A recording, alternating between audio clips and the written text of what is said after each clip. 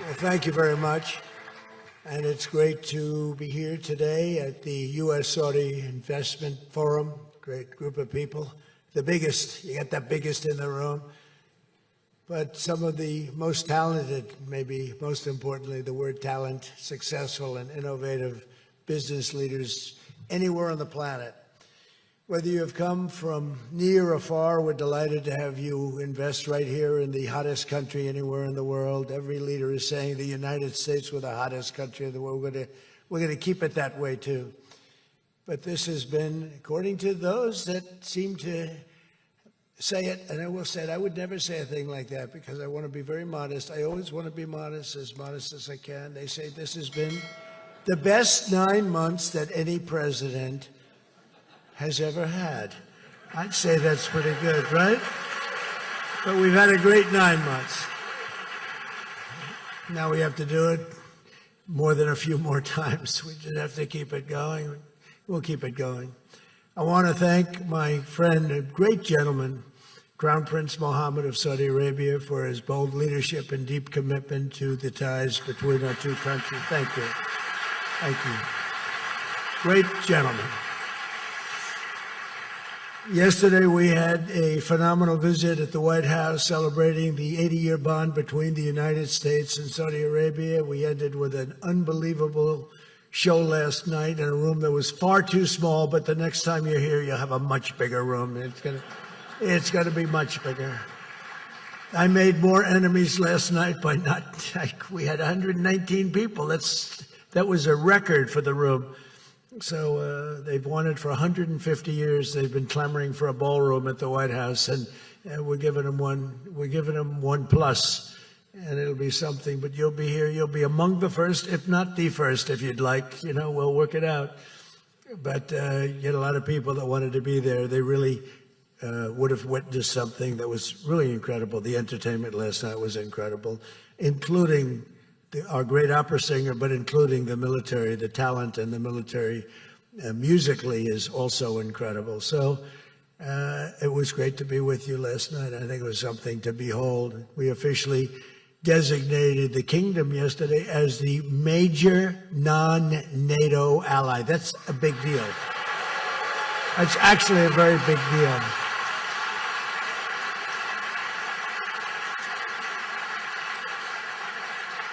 Great honor. That happens seldom, very seldom, if at all. So I just want to congratulate you on that. That's a sign of trust. We signed a historic strategic defense agreement yesterday also, and that's something that is likewise very rare, and it's a very honored company that you're in. And we're going to be selling Saudi Arabia some of the greatest military equipment ever built. We build the best military equipment in the world by far. That's why we do the most business, including nearly 300 American-made tanks is what you're buying, among many other things, the airplanes, and we're working on getting that approved very quickly. It's already approved, but don't worry.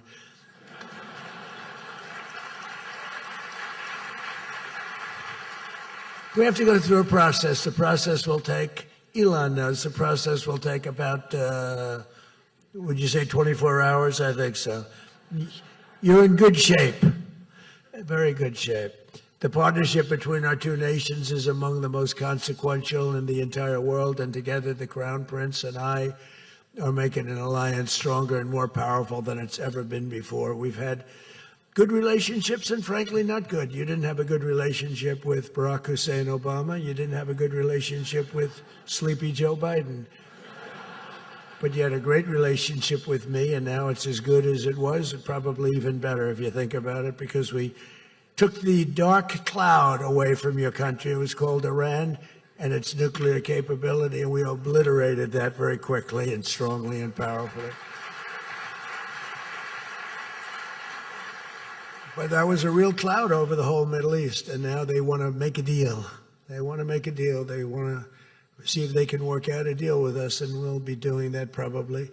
But that was a terrible cloud that you had to live with for a long time.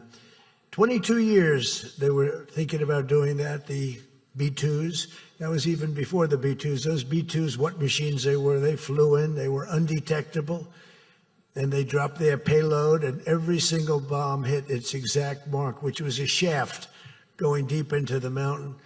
And every single one of them hit, and it was total obliteration. And then I was criticized by some of the fake news for saying the word obliteration was too strong, perhaps. They had no idea. Nobody saw it. 3 days later, when the Atomic Energy Commission went, they said it was total obliteration, beyond obliteration, they said.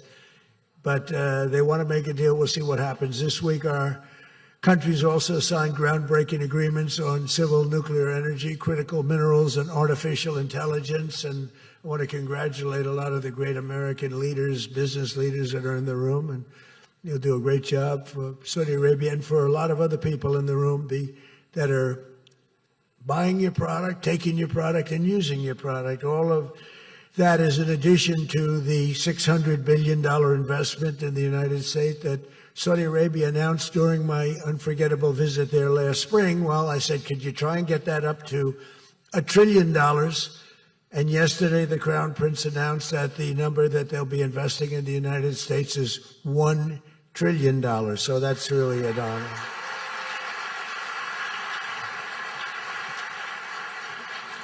And we just took a picture backstage with some of the great business leaders and some of the great people, friends of mine from your country, and beautiful picture. And while we were taking the picture, I said, could you make it 1.5 trillion? So he's got something to think about. I don't know. We'll get something. I think we'll get something, Scott, right? But many of you in the room are playing a key role in making these projects happen, and we're told that $270 billion in agreements and sales are being signed between dozens of companies, and that's just happening today, $270 billion.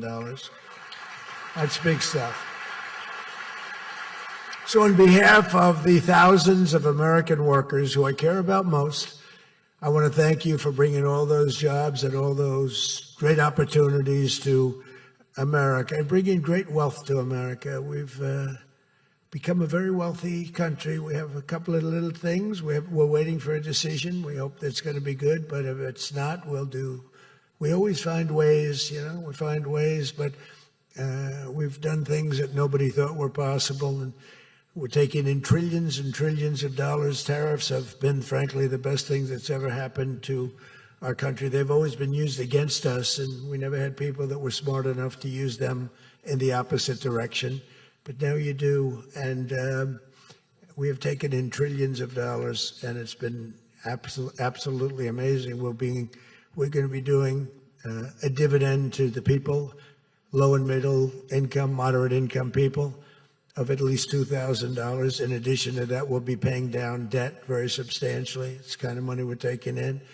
And really, countries that took advantage of us are no longer taking advantage of us. Friends, some of our friends treated us far worse than our enemies on trade anyway, and we've got that all straightened out. And everybody's happy. They respect us again.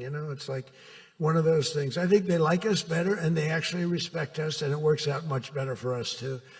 But I especially want to thank our numerous Saudi friends here today, including the ambassador to the United States, a friend of mine, Princess Rima. Thank you very much.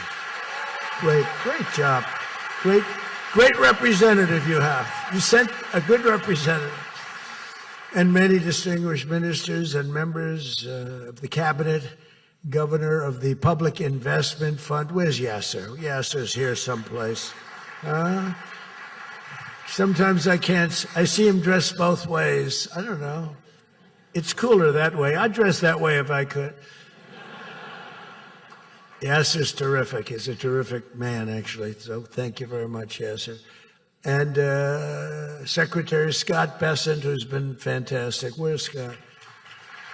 We're thinking about him for the Fed, but he wants no part of it. He likes being Secretary of the Treasury. I think we'll leave him. So let's cross your name off, right? Officially, right? Remember, you said that. I love the Fed job. To me, it's the easiest job in the world. You play golf for 28, 29 days, then you go and make a little speech, tell everybody, in the case of the current guy, the wrong information because he has no clue.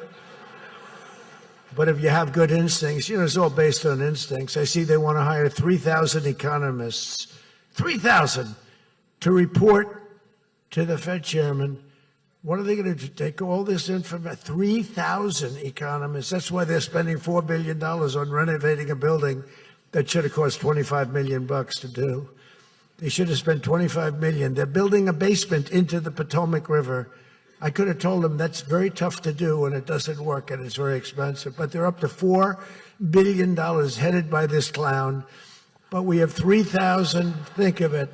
They want to hire 3,000 economists. So they took a poll and they interviewed 71 people. And of the 71 people, 2 people got it right. 2 people. One was a great economist whose name I won't tell you because I don't like him personally, but he is good.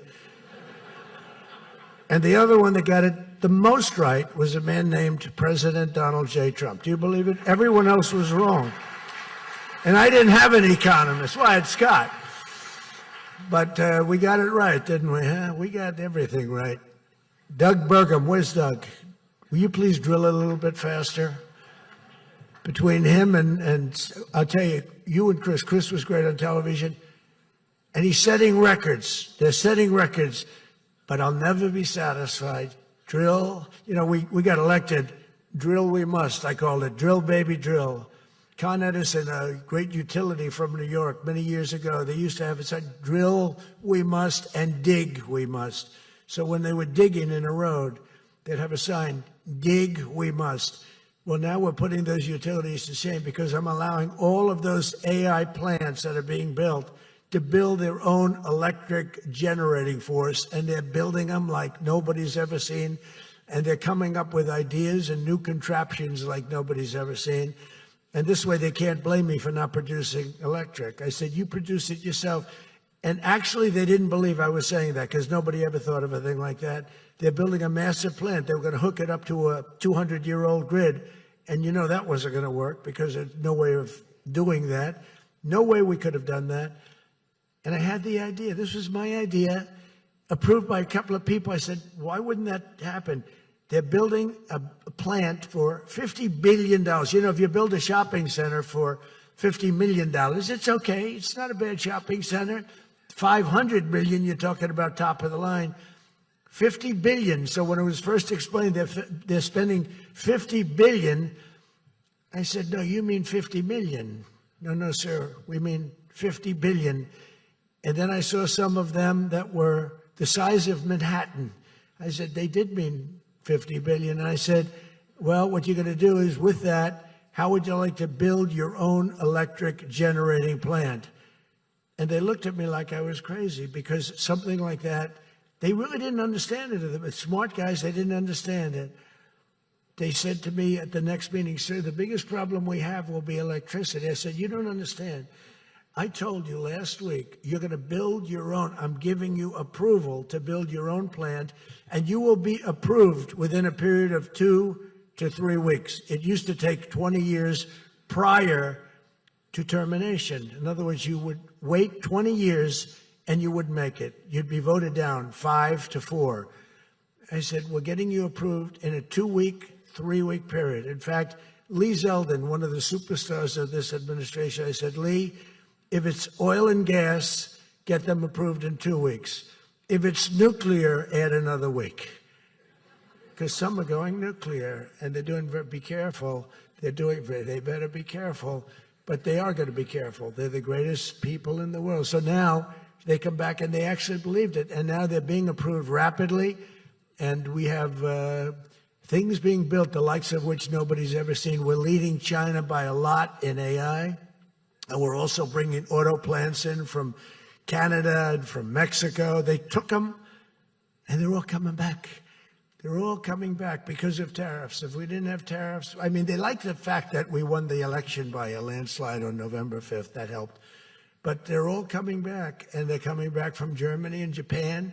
Toyota just announced, as you know, $10 billion worth of new plants. They just announced it last week. I went to various countries, and Japan was one of them. And Toyota's coming in with a $10 billion investment in 4 or 5 plants. Now we're going to be more advanced than we were. So we led the car industry like 100% 50 years ago. We led the chip industry 30, 40 years ago. We had 100%. Then people came in and started taking it. I don't blame them. Taiwan, et cetera. They took 100% because we had no president that protected our industry. If we would have said, it's wonderful that you're going to Taiwan, we think it's great, but when you sell your product back into this country, there will be a 250% tariff. Nobody would have left. Nobody would have left. And Intel would have been a giant. Intel would have been, where's Jensen? Intel would have blown, well, he now owns a big chunk of Intel. He's got it figured all different ways. Where are you, Jensen? Stand up. You have done such a good job. And you had a good 2 days, I understand, right? A good 2 days. How's Blackwell doing, okay? Any recent competitors? Anybody going to blow Blackwell away in the next week? They say 10 years. I don't know, maybe 2 years, 3 years. But you will not be stopping there. You'll be going further fast, right? An amazing job you've done. I want to thank Howard Lutnick and Christy Noem for being here. Christy, Howard, good job. Really good job. My daughter Tiffany's here with her great husband, Michael. Thank you very much, Tiffany. Thank you, honey.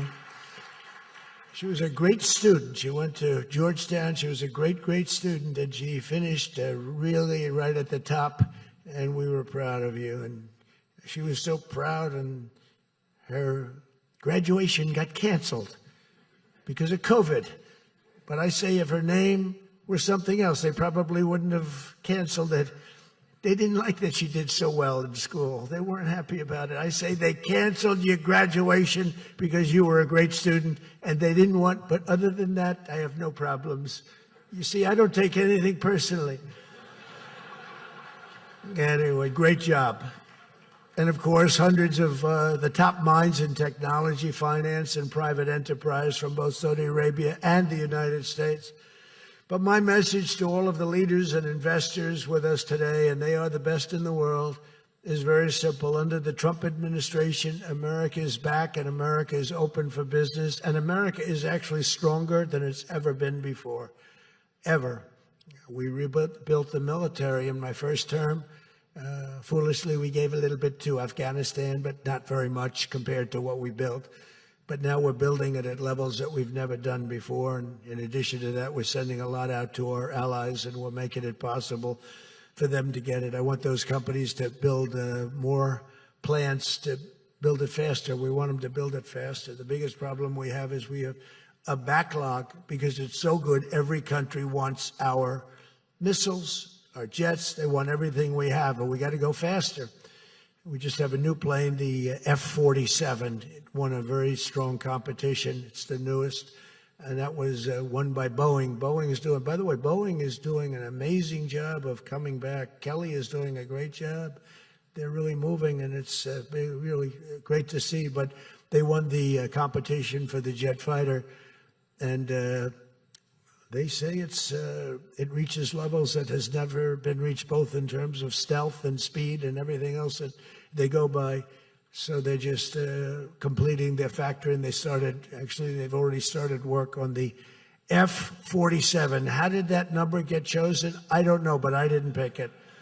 I did not pick it. It was said, sir, we'd like to present you with the F-47. I said, that's an unusual number. How did you pick that number? After 4 years of economic nightmares under the previous regime, sleepy Joe Biden, he's a sleepy guy, wasn't he? Think he would have been here today? I don't think so.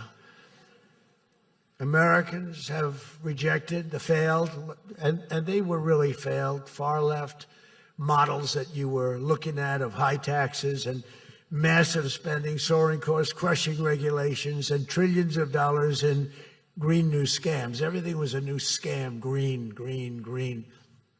Look, I'm all for the environmental, everything. I'm all for climate change. You know, they have a new word, climate change. It used to be global warming. It's global warming. Well, that didn't work because it started coming down. They did the global cooling thing. Then they just said, we can't keep up with this. It's too much. So we'll go Perfect words. Climate change. They're covered. If it rains, if it snows, if it's warm, it's climate change is destroying the world. Remember? The world was supposed to have been gone 2 years ago. They gave us 12 years, Howard, to live, right? 12 years. But that was 14 years ago. The world was going to burn up, but it got actually much cooler. And these people, it's a little conspiracy out there. We have to investigate them immediately. They probably are being investigated.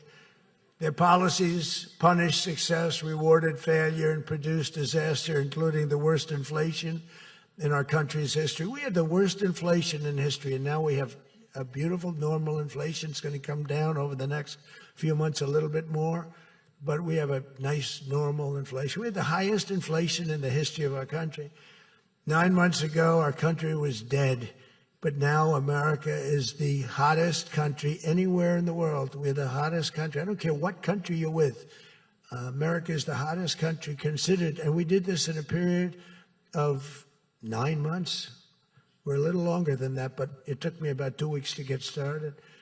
We're rewarding those who build and create, invent, and invest in the USA. And you know, our big, I call it the great, big, beautiful bill. It's the biggest bill ever passed in the history of Congress. And Scott and I and all of us, we sat down and we said, let's do it, along with the Speaker and John Thune and everybody, said, let's do it all in one bill. And a lot of people were they said, you'll never get it approved. And we didn't have a huge majority. We had a huge presidential win. We won everything. We won all 7 swing states. We won the popular vote by millions. We won everything. But the one thing, we won one, it's called districts. The country has districts, and we won in terms of districts 2,750 to 550. And that's why when you see the map of the election, it's the whole country, it's all red, and it's pretty amazing. 2 little blue streaks on the right and on the left, and they're very little and getting smaller. But it's been pretty amazing. But in 4 long years, Joe Biden secured less than $1 trillion. In 9 short months, I've secured $18 trillion to rebuild our factories, create hundreds of thousands of jobs, and bring back those beautiful words, made in America. So think of that. He did less than $1 trillion in 4 years. And in 9 months, we've done more than $18 trillion, okay? That's called success. And we think that by the end of the first year, it'll be over $20 trillion. So, and thank you very much. You helped with that little boost you gave us, that little increase. We appreciate it so much. We appreciate you. So it's just one example. Under the deals being signed this week, workers at GE Aerospace, I think he's here. Where is he? Stand up. What a job you've done with your new engines. And where are you? You're there. It's not a very good location for you. I thought you have been amazing. Great new engine that's supposed to be more efficient, more powerful, and less costly. That's not a bad combination. But GE Aerospace will soon be delivering dozens of new airplane engines for 787 Dreamliners in Saudi Arabia's commercial fleet. Big order. It was a big order just secured. Every new job and every new factory created by these announcements builds up our middle class and really strengthens the industrial backbone of America. And, you know, I view it differently. I used to view it as it's great, great, great. The stock goes up. I view it, everything is jobs now, because I don't care. I care about jobs. And we have more jobs. It was just announced. We have more jobs right now than we've ever had in the history of our country. Those are big numbers. You know, it's like crazy. It's just a great stat. More jobs today than we've ever had in the history of our country. And we're going to be producing a lot more coming. In my first term, we built the greatest economy in the history of the world, and now we're do it again. But this is really bigger and better and stronger. The first term, we had what was considered the best economy that any president has ever had. That's nice. And we got hit with COVID, remember? And we did a great job with COVID, but that was a horrible thing for the whole world. The whole world suffered. Your country suffered. Everybody suffered. And despite that, we had the greatest economy. And before that, forget it. We blew it off the charts. I'll never forget, I met with pollsters the day before I got the news about COVID, but I met with two pollsters because we were starting to think about the next election. They said, sir, if George Washington and Abraham Lincoln came back from the dead and they aligned and they went for the president, vice president as a combination, you'd be beating them by 25 points. And then the next day I was told that something strange is happening. There's a lot of death being reported in a certain country. I won't tell you which one because that country is well represented here, but you know which one. And thousands and thousands of people are dying. And I said, that's strange. What would that be? And it turned out to be a disaster for the world. There's, nothing has been seen like that since 1917. I always thought that when I heard, pandemic or anything you want to call it, but I always thought that was like an ancient phenomena, that could never happen in modern times, but it did. But we did a great job with all of the things that we did with the vaccines, with the so many of the drugs that we came up with, making you better. Regeneron is an example. Regeneron was fantastic. I give them great credit for what they did. But we did great, and then we started doing the gowns and the masks and the goggles and the ventilators. We were sending ventilators all over the world. We became the king of ventilators. But what a period of time that was for all of us. But despite that, we had the greatest economy in the history of our we had the greatest economy in the history of the world. And I'll tell you, it was an amazing time. But this looks like it's going to be blowing it away, because when these plants, which are being built now, and many are going to be started very shortly, many, but when they open, we're going to see numbers the likes of which nobody's ever seen before. And, in some cases, you're building extremely complex plants. You're building plants to make computers and to make telephones, to make a lot of different things, missiles, but you're building plants that make things that are very, very detailed, and you have to have great knowledge. And you're coming here and you find, if we don't have people that did that before, we are allowing you, and I may take a little heat. I always take a little heat from my people, the people that love me and the people that I love. They happen to be toward the right of center, toward the right. Sometimes they're way right. But if you have to bring people to get those plants opened, we want you to do that. And we want those people to teach our people how to make computer chips and how to make other things. You can't come in, and I'm explaining, you can't come in, open up a massive computer chip factory for billions and billions of dollars like is being done in Arizona, and think you're going to hire people off an unemployment line to run it. They're going to have to bring thousands of people with them, and I'm going to welcome those people. I love my conservative friends. I love MAGA, but this is MAGA. And those people are going to teach our people how to make computer chips, and in a short period of time, our people are going to be doing great, and those people can go home where they probably always want to be. When people are born someplace, they tend to want to go, and we have the greatest country in the world, but they want to go. But they're going to do. We had one case in Georgia where a battery factory, batteries are very dangerous to make. They're complex, much more complex than people understand. And they spent $1 billion to build a factory, and they were told to get out. And I said, stop it. Don't be stupid. And we worked it out. And now they're teaching our people how to do it.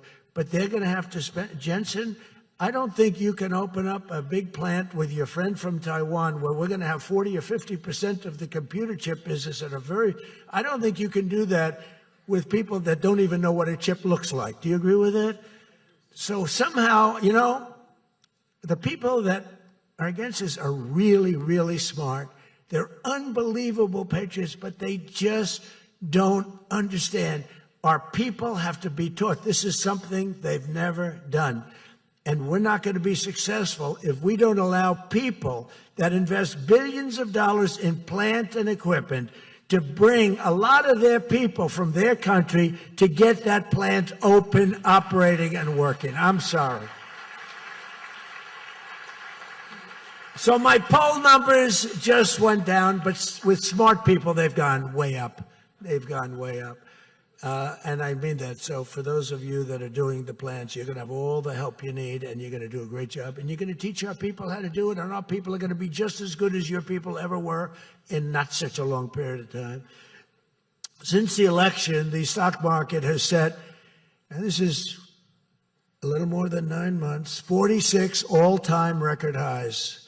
And the growth is now amazing, and it's lifting up the Americans and American economy like nobody's ever seen before. It's the biggest.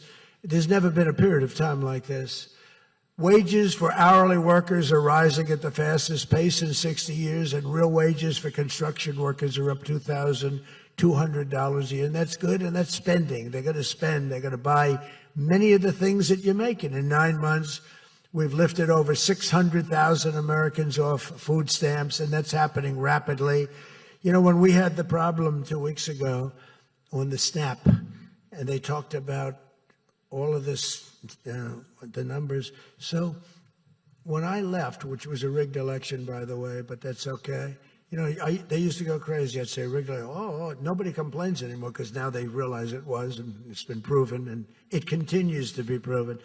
But when I left, that number was $7 billion. Now it's $47 billion. That's Biden. So if you think about it, if Kamala, who's the same basic thing, grossly incompetent, he was incompetent, they're all incompetent because their policies are incompetent. Open borders, men playing in women's sports, transgender for everybody. I mean, they got the worst policy. I don't talk about it too much because if I talk about it, they might change. So, no, I don't talk about it. I tell people, don't talk about it. Wait till 2 weeks before the election and hit the hell out of them. Right? We talked about that, right, Elon? He said, we wait 2 weeks before. It's almost like you're in a war. Don't shoot yet. Don't shoot. Hold your fire. The enemy's rushing. Hold your fire. Don't shoot. Okay, now you can go.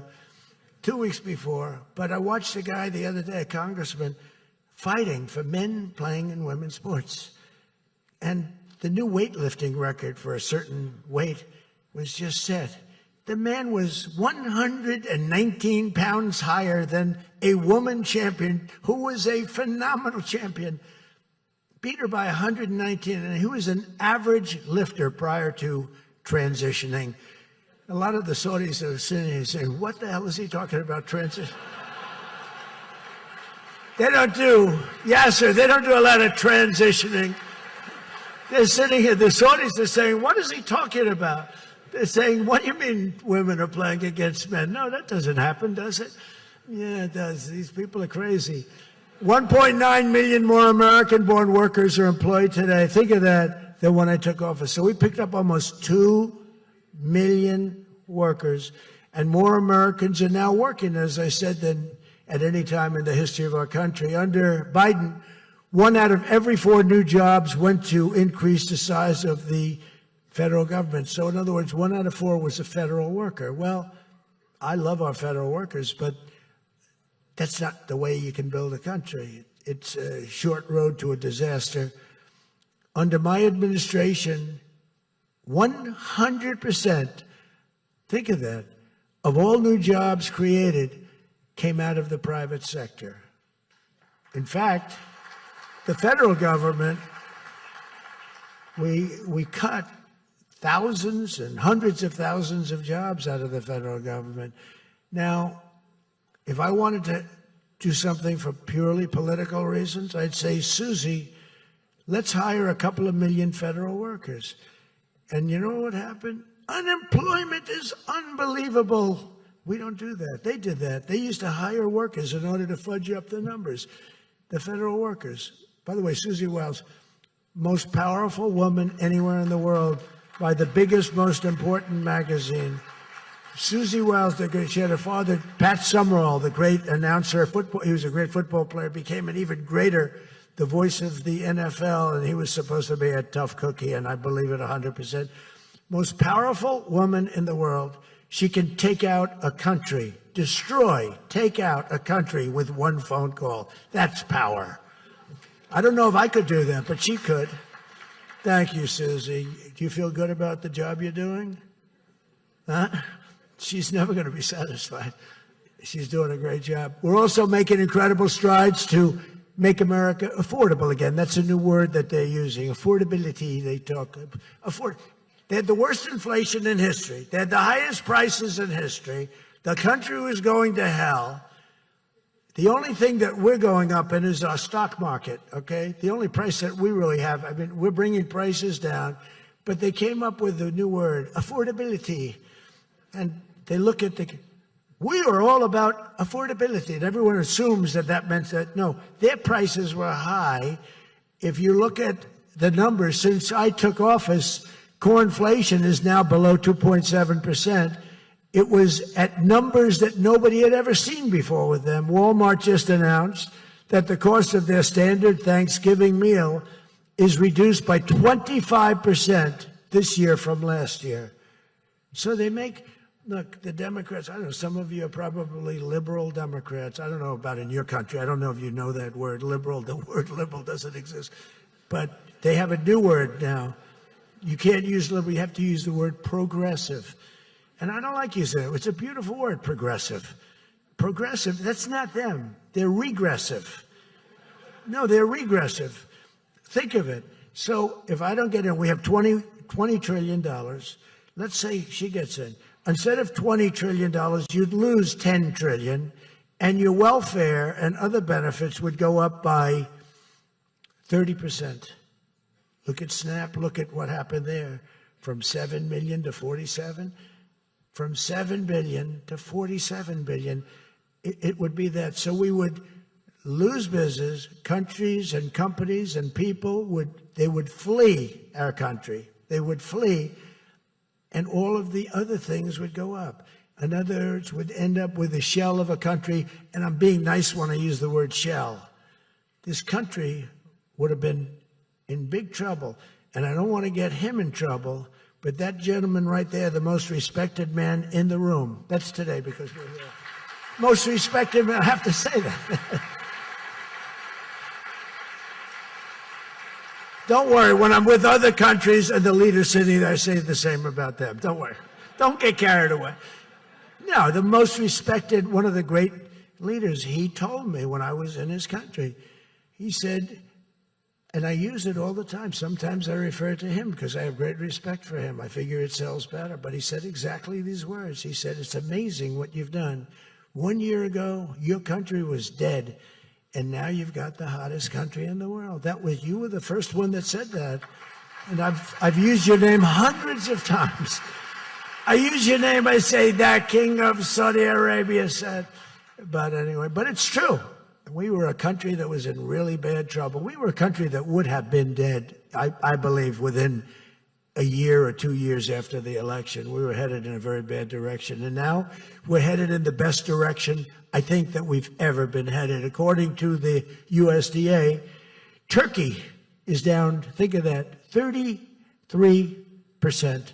And I'm not talking about the country of Turkey. He's doing fine. Erdogan is doing good. Just want to, I don't want him calling me. I'm not down 33%. He's a friend of ours. We got to take care of our friends. Since March, egg prices are down 86%. Think of 86%. Many other prices are down in a similar number. When I first came into office, my first 3 days, I had a news conference, and they started screaming at me. Those people, it's a lot of people back there. Look at all the fake news. They started screaming at me, eggs, eggs. I didn't know anything about it. I said, what's going on with eggs? They're up quadruple. I said, I've only been here for 3 days. And we'll work on it. And we got them down very substantially. They said, don't buy eggs for Easter. At the White House, we have an Easter egg hunt. We buy thousands of eggs. People come from all over, thousands. They asked me, sir, would it be possible this year to buy plastic eggs?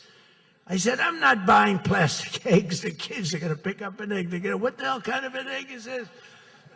And we bought maximum number of regular eggs, and we got the prices. Brooke Rollins did a great job, Department of Agriculture. She did a fantastic job. And eggs are way down now. Mortgage rates are down despite the Fed. Scott, you got to work on this guy. He's got some real mental problems. No, there's something wrong with him. It's just sweet. I'll be honest, I'd love to fire his ass. He should be fired. Guy's grossly incompetent. And he should be sued for spending $4 billion to build a little building. I'm building a ballroom that's going to cost a tiny fraction of that, and it's bigger than the whole thing put together. You got to work at him, Scott. The only thing Scott's blowing it on is the Fed. Because the Fed, the rates are too high, Scott. And if you don't get it fixed fast, I'm going to fire your ass, okay? I can't tell you, Scott, sir, don't fire him. Sir, please don't fire him.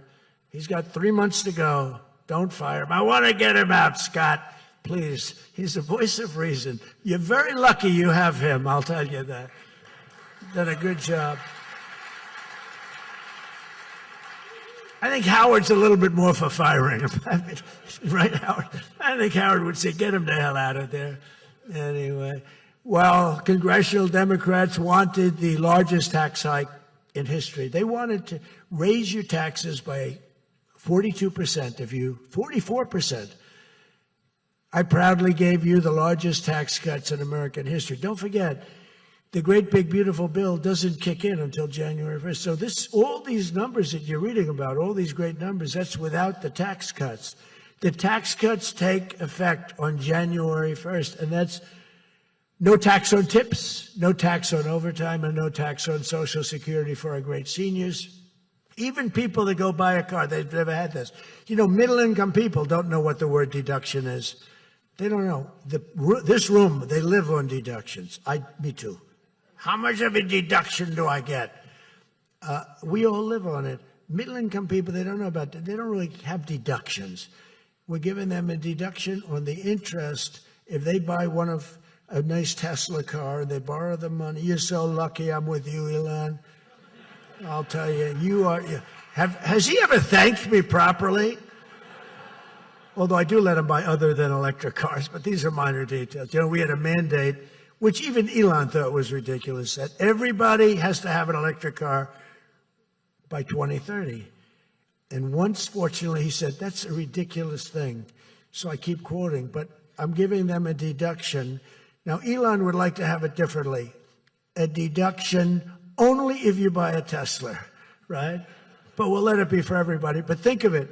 You get a deduction on the loan, on your interest payment. I think that's going to be an unbelievable boon to car sales. I think it's one of the biggest things, and we'll see, but I think it's going to be. And the biggest thing I've done for business and jobs is deductibility, where all of that money that you're spending, 100%, think of it, expensing for all new equipment purchase, factory construction, including structure. Every single thing you're allowed to deduct expensing 1 year.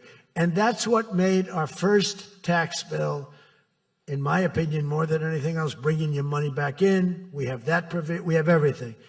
Trillions of dollars, hundreds of billions, but trillions of dollars. Apple alone, Tim Cook brought in hundreds of billions of dollars. You couldn't do it under the old tax code.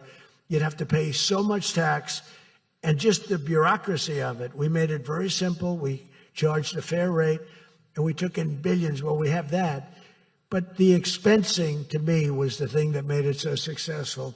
And the other thing is all of those tax cuts that we got, that was the largest tax cut in history. On top of adding to those cuts, we extended the original tax cuts. If we didn't extend, you would have had about a 58% tax increase from that point, and we were able to get that extended. So I want to thank the Speaker of the House, and I want to thank John Thune. And a lot of people thought that bill, because we put everything into that one, we took 4 years worth of things and we put them into the great big beautiful bill, and we got it passed. It was close, like about a quarter of a vote. It was on fumes. We thought for a couple of moments we were not going to be able to get it.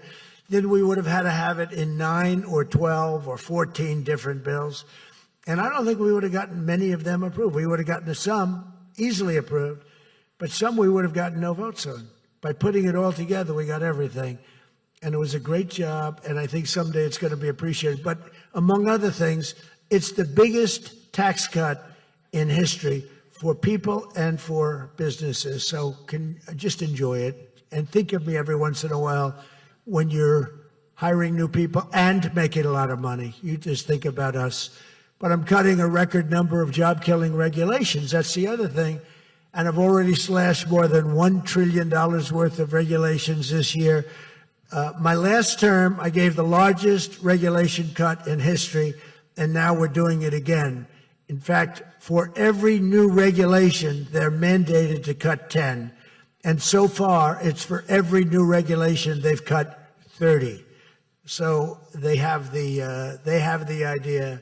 And very importantly, we stopped Joe Biden's radical crusade to kill oil and natural gas. Somehow, I don't think Saudi Arabia would like me too much if we decide to kill oil and natural gas. There's nothing like it. It works. Windmills don't work.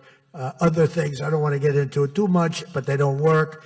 What does work is natural gas, oil, nuclear, and other things. But the windmills are a disaster. I am the biggest negative person on windmills. They ruin your locations. They ruin. When I look at some of these countrysides that are littered with windmills, and every time it goes around, you lose money. The country loses money. It's a disaster. And I just hope that some of these countries that are losing their ass, we have countries that are going bankrupt because they're putting windmills all over the place. You're supposed to make money with energy, not lose money with energy. And we talk about oil, and we talk even clean, beautiful coal. I said, you're not allowed to mention the word coal unless you precede it by saying clean, beautiful. So I have my people in the office, they're talking about coal, right? And they go, sir, a clean, beautiful coal is doing very well, sir. And then 2 minutes later, clean, beautiful coal. Then he mentions the third time, sir, coal. No, it's clean and beautiful.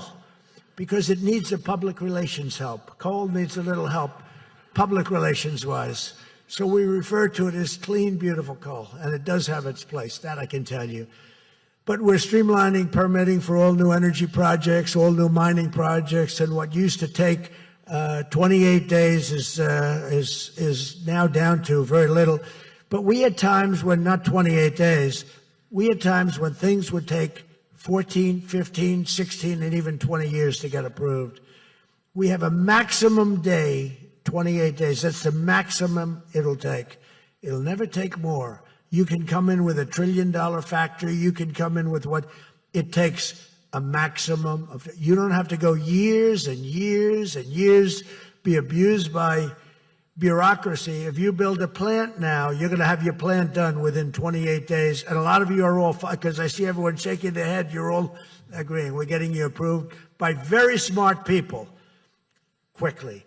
You know, when you used to walk in with plans done by the best engineers in the world, thousands of pages, and drop them on some guy who's been there for 28 years approving environmental impact statements, and he's looking at pages that he's never seen, and he's supposed to approve it. He has no idea what the hell is in those pages. So we know what we're doing. We're going to get maximum is 28 days. That's why we have so much under construction, and people can't believe it. They can't believe it. And again, remember what I said, most important thing, you're building your own electric plant. You're really becoming a utility in addition to doing what you're doing. But you're building all of the excess, all of that energy, all of that electricity is being built. And your excess electricity, you can sell back to the federal grid. So we even make it there. Under the deals being signed this week, the world's two leading energy superpowers, America and Saudi Arabia, are partnering on energy like we've never partnered before. American Saudi companies represented here today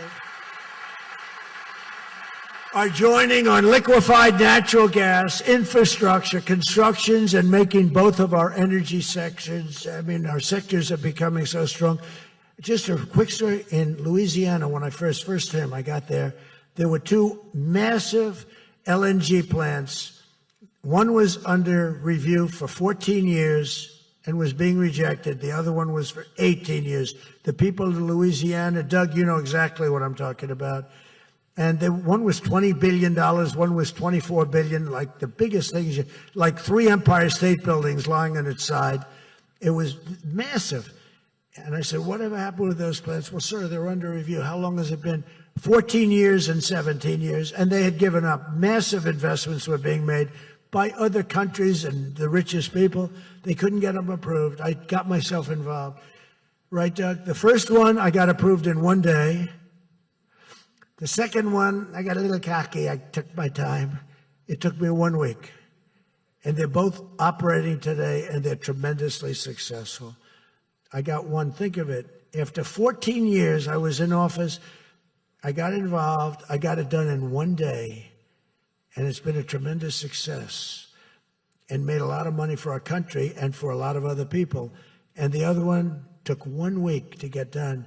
That one was under review, I think, for 14 or 15 years, both of them. So I'm very proud of that, actually. I also proudly ended the ridiculous Biden-era restrictions on artificial intelligence, and we will work closely with friends and partners like those in this room to build the largest, most powerful, most innovative AI ecosystem in the world. And we are going to work it so that you'll have a one approval process, not have to go through 50 states in the United States. You know, you can't go through 50 states. You have to get one approval. 50 states is a disaster because you'll have one woke state and you'll have to do all woke. You'll be back into the woke business. We don't have woke anymore in this country. It's virtually illegal. But you'll have a couple of wokesters, and we don't want to do that. We want to get the AI done, and I'm working with David. David's done a fantastic job. If he's here, I think he is. He is. Thank you. David's done a fantastic job. But we want one approval, one, and hopefully you have the right guy in the federal government. Hopefully you have the right president, but you have one approval. One approving body, not 50, not, hundreds of people all over the country looking at what you're doing. And basically, you're forced to take the worst and the most onerous, right, Jensen? Are you happy with that, Jensen? Thank you. If Jensen's happy, I'm happy. But what's very important, we have to do that. And we have a couple of very good, very well-meaning senators that think every state should have a right to approve. We're not going to do that because that will not allow you to do what we have to do. And we'll get that straightened out. Together, the United States and Saudi Arabia are unleashing really the most incredible new prosperity together. And we're also making history and forging peace. And I've settled 8 raging conflicts, 8 wars. I've settled 8 wars. I have 1 to go. You know what that one is. I thought that was going to be my easy one because I have a good relationship with President Putin. But I'm a little disappointed in President Putin right now. He knows that. I thought that was going to be the easy one. I settled 1 war, 36 years. I got it done in 1 day. I had another one, 32 years, millions of people killed. Even Congo and the Rwanda, they had 10 million people killed. It was out of control. I got that settled. I have a man's father who happens to be in this room doing a great job, right? Got that settled. I settled 8 wars, and I'll tell you, His Majesty would like me to do something very powerful having to do with Sudan. It was not on my my charts to be involved in that. I thought it was just something that was crazy and out of control. But I just see how important that is to you and to a lot of your friends in the room. Sudan, and we're going to start working on Sudan. I didn't think that that was one that was going to be so easy to do, but we're going to start working. Mohammed said, yeah, thank you. Thank you to you. No, it wasn't on my charts because I'm good at settling disputes, and I've always been. I've done very well with that over the years, even before this. But I was talking about the different wars, and look, India, Pakistan, they were going to go at it, nuclear weapons. I said, that's okay, you can go at it, but I'm putting a 350% tariff on each country, no more trade with the United States. No, you can't do that. I said, I'm going to do it. Come back to me, and I'll take it down, but I'm not going to have you guys shooting nuclear weapons at each other, killing millions of people, and having the nuclear dust floating over Los Angeles. I'm not going to do it. They said, we don't like that. I said, I don't care if you like it or not. So I was all set. I told Scott, 350% tariff to settle that war. If you don't, we'll make a nice trade deal. They were in the midst of a deal. Now, no other president would have done that. Another guy would have, like Joe Biden, doesn't even know what countries we're talking about. He wouldn't have any idea. There'd be no tariffs, no nothing. Just the whole world would go to hell. But no, I used tariffs to settle all these wars. Not all of them. 5 of the 8 were settled because of the economy, because of trade, because of tariffs. So I did this. But, and then I'll tell you what, the Prime Minister of Pakistan called me. Thank you very much. He actually said, I saved millions, and he said it in front of Susie. He said, President Trump saved millions and millions of lives. He doesn't even know that, but he saved millions of lives, and he talks about it. And I got a call from Prime Minister Modi saying, we're done. I said, you're done with what? We're not going to go to war. He said, thank you very much. Let's make a deal. But I saved a lot of people, millions of people, on many other wars. Azerbaijan, you know what was happening there? I settled that. That was going on for many, many years. Actually, Putin called me. He said, I can't believe you got that one settled. We've been trying to settle that one for a long time. I said, don't worry about that. Just let me settle your frickin' war, okay? You don't have to help me. I don't need any help. I need help with your war. And it'll get done. But working with the Crown Prince was amazing because he mentioned Sudan yesterday. And he said, sir, you're talking about a lot of wars, but there's a place on earth called Sudan. And it's horrible what's happening. And I viewed it as being just sort of a freelance, no government, no this, no that. And he explained the whole culture and the whole history. And it was very interesting to hear.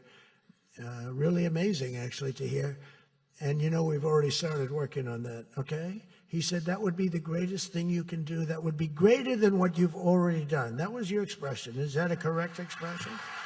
Pretty good. So we're working on that.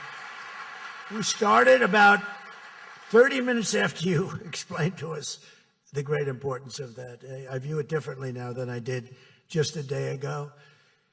But we also, as you know, we had a historic ceasefire. We ended the war in Gaza. And 2 days ago, incredibly, the United Nations Security Council backed the Trump peace plan. And we have a great peace plan. We have peace in the Middle East. This is a strong peace, too. They say, oh, it's tentative. It's not. This is a very strong peace. We have 59 countries signed on. And when there's problems, I'm getting calls from countries. They want to go in and lead the fight to solve the problem if we have any problems. But right now, it's looking very good and endorsed. They endorsed the United Nations, what's called the Board of Peace, chaired by a person called Donald J. Trump. I accepted the chairmanship. They asked me to be chairman. That's what I needed. It's just a little more work, but it's a great honor. That'll be the greatest board ever assembled. Where do you see this board? This board will blow every board away, and I believe we're going to be lucky enough to have the Crown Prince be a very distinguished member of the board, but we're going to have the heads of the Board of Peace, and I think it will go long beyond Gaza and the Middle East. I can see that going long beyond. There'll never be anything like this in terms of, I know you all have wonderful boards, but this is going to blow it away. It's going to blow them all away, and it's going to do some really good. So in the coming months, the Crown Prince and I are going to ensure that the ceasefire and everything else that's going on that's so positive in the Middle East, hard to believe. I mean, I've grown up, peace in the Middle East. I used to have peace in the Middle East, but never happened. We have peace in the Middle East. It's an amazing thing. Nobody thought, 3,000 years they talked. Nobody thought it would happen. In just 9 months, our administration has achieved more than most other administrations achieve in 8 years. And we're leading again in just every country. We want to win. We want to win for you. We want to win for ourselves. We want to help our allies. We want to change our enemies. We want to change our enemies. I'm being nice when I say it that way, but we want to change them. And if they don't change, we're going to be nasty. But hopefully we're not going to have to be nasty. But we want the world to prosper. We want the world to be safe.